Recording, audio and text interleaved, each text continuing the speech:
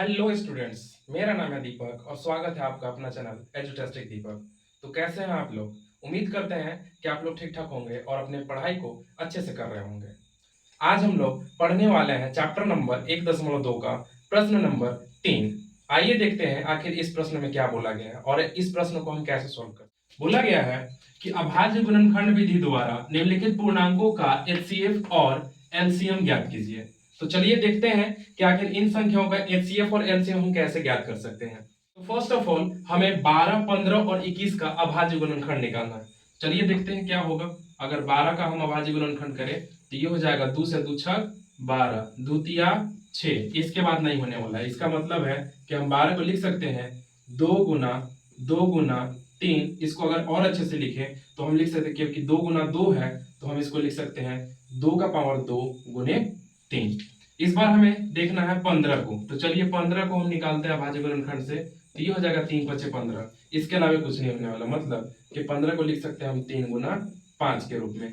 इसके बाद है 21। अगर 21 का हम अभाज्य गुणनखंड निकालें तो ये हो जाएगा 3 सते 21, यानी कि 21 को हम लिख सकते हैं 3 गुना 7। तो हमें एचसीएफ और एलसीएम दोनों ज्ञात करनी है। तो चलिए देखते हैं कि सबसे पहले एचसीएफ क्या होगा। एचसीएफ वो होता है जो तीनों संख्या में मैच हो। तो इसमें देखिए 3 हो रहा है, इसमें भी 3 है और इसमें भी 3 है, यानी कि तीनों संख्याओं में 3 प्राप्त हो रहा है। 3 3 3 तीनों कॉमन है, इसलिए हम बोल सकते हैं कि एचसीएफ 12, 15 और 21 का कितना होगा? तो ये होगा 3।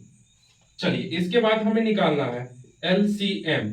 अगर एलसीएम हम निकाले 12, 15, 21 का तो क्या होने वाला है? तो ये तो 3 होगा ही होगा, फिक्स है।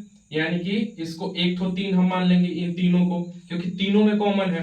फिर इसके अलावे ये घात होगा 2 का पावर 2, यानी कि इसको हम और अच्छे से लिखे तो लिख सकते हैं 2 गुना 2 गुने कितना हो जाएगा 5 गुने कितना 7। अगर हम इनको आपस में गुना करें तो ये होने वाला 3 दूना 6, 6 दूना 12, 12 पच्चे 60, 60 गुना 6, 60 गुना 6 सॉरी 60 गुना 7, यानी कि 7 6 42, 420 होगा।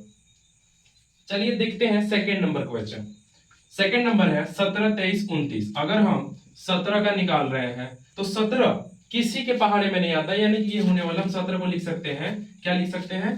तो 17 बराबर 1 गुना 17। उसी प्रकार 23 है, 23 भी किसी के पहाड़े में नहीं आता है, इसका मतलब हम लिख सकते हैं 1 गुना 23। 29 भी सेम चीज है, तो 29 को भी हम लिख सकते हैं 1 गुना 29। जब भी ऐसा सिचुएशन आए कि कोई भी संख्या कॉमन ना निकले तो हम ये मान के चलते हैं कि एक जो है वो तीनों में कॉमन है। इस प्रकार हमारा जो एचसीएफ हो जाएगा, एचसीएफ 17, 23, 29 का वो होगा 1। और अगर हमें एलसीएम ज्ञात करना है, एलसीएम 17, 23, 29 का, तो हमें इन तीनों को आपस में इंटू करना। मतलब 1 गुना 17 गुना 23 गुना 29। अगर हम इनको इंटू करें 17 तिया, इनको गुना हम कर लेंगे पहले, ठीक है। 17 तिया 51, 17 दूना 34 और 5 कितना हो जाएगा 39, गुना कितना 29। अगर हम इनको आपस में इंटू करें तो 9 एकम 9, 9 9 81, बचा कितना 8, 9 तिया 27 और 8 35। फिर 2 से 2 एकम 2, 2 9 18, बच गया 1, 2 तिया 6 और 1 7। इनको अगर जोड़े तो 9 2 और 1 3, 8 5 13, 7 3 10 और 1 11, यानी कि मेरा एलसीएम क्या होगा 11, 33, 9। तो लिख देंगे अतः 17, 23, 29 का एचसीएफ कितना है 1 और एलसीएम कितना है 11, 33, 9। चलिए अब आते हैं क्वेश्चन नंबर थर्ड में। क्वेश्चन नंबर थर्ड है 8 9 25, मतलब 8 9 25। तो इसका भी हमें अभाज्य गुणनखंड निकालना होगा। मतलब 8 का अगर निकाले तो ये हो जाएगा 2 चौके 8, फिर 2 दूना 4, यानी कि 8 को लिख सकते हैं हम 2 गुने 2 गुने 2।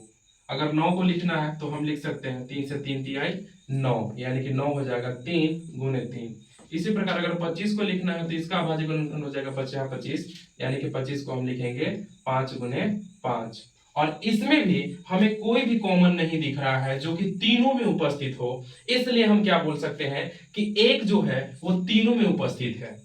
अतः एचसीएफ क्या होने वाला है? तो एचसीएफ 8 9 25 का होगा 1, जबकि एलसीएम 8 9 25 का कितना होगा, तीन सभी को हमें आपस में इंटू कर देना, मतलब कि 2 गुने 2 गुने 2 गुने 3 गुने 3 गुने 5 गुने 5, तो ये हो जाएगा 2 दूना 4, 4 दूना 8, 8 तरीके 24, 24 दिया 72, 72 गुना 5 अगर हम करें, इनको हम देख लेते हैं, 72 गुना 50 25, इनको भी हमने आपस में इंटू किया, 50 25, और यहाँ पे 2 से लेकर 3 तक हमने आपस में इंटू किया, ठीक है। तो 72 गुना 25, अब हमें 25 से हमें इसमें इंटू करना, 25 दूना 50, बच गया कितना 5, 25 सते कितना होता है, तो 25 सते 175, 175 और 5 180, यानी कि 1800 मेरा क्या होगा, एलसीएम होगा, ठीक है। ये आपका एलसीएम हो गया। तो कैसी लगी आपको ये वीडियो, मिलते हैं अगली वीडियो में, तब तक के लिए बाय।